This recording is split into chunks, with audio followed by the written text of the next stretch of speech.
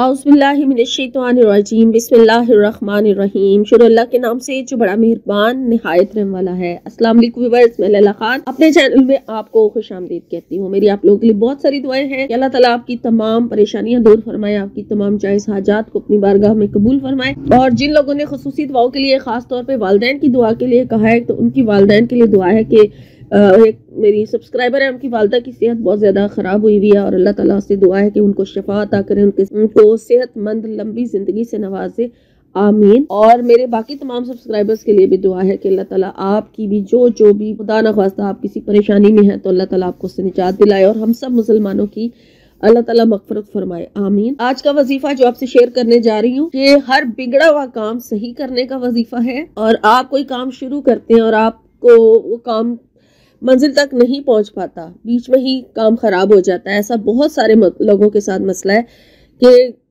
कामयाबी जो है वो नहीं मिलती है। कामयाब होने से पहले ही, मंजिल मिलने से पहले ही नाकामी आ जाती है, नाकामी देखनी पड़ती है। तो आज का वजीफा उस काम को सीधा करने के लिए है। और इस वजीफे को एक बार नहीं करना, आपने रोज़ाना करना है। बहुत ही आसान अमल है, हमेशा अपनी ज़िंदगी में इसको शामिल कर लें। बाकी तमाम वज़ाइफ भी है जो आप कर रहे हैं, इसके साथ कर सकते हैं, कोई मसला नहीं है, इसको आप जारी रखें इंशाल्लाह। इस वजीफे को भी अपनी रूटीन में शामिल कर लें तो इंशाल्लाह ताला आपके बिगड़े हुए सारे काम अपने आप सही होते चले जाएंगे। जिस काम में नाकामी देखनी पड़ती है बार बार, वो भी कामयाबी उसमें भी मिलती जाएगी। और इसके साथ साथ वज़ाइफ जो आप लोग करते हैं और आप लोगों को उसमें कामयाबी नहीं मिलती है, उसमें भी आपको कामयाबी मिलना शुरू हो जाएगी। आपने ये वजीफा फजर की नमाज के बाद करना है।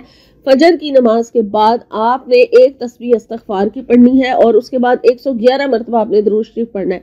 और 111 बार जो आपने दुरूद शरीफ पढ़ना है वो इस तरह से पढ़ना है कि एक तस्बीह आप छोटे दुरूद शरीफ की पूरी पढ़ लें और उसके बाद 11 मरतबा आपने दुरूद इब्राहिमी पढ़ना है।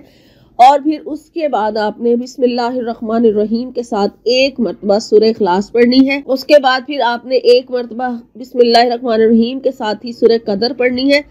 और तीसरी जो सूरह आपने आयत पढ़नी है इसके साथ, वो आपने इसी तरह बिस्मिल्लाहिर्रहमानिर्रहीम के साथ आयतुल कुर्सी पढ़नी है। एक एक मरतबा इन तीनों को पढ़ना है आपने।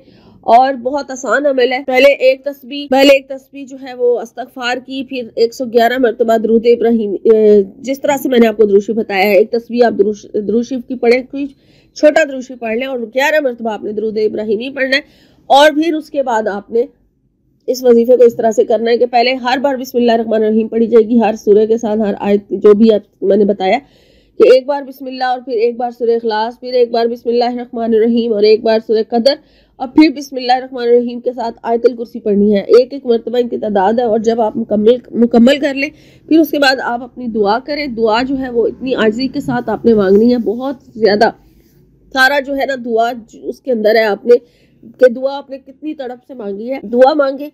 और उसके बाद फिर दुरूद शरीफ पढ़ लें, दुरूद शरीफ 11 मरतबा पढ़ लें बाद में, ठीक है, दुआ मांगने के बाद।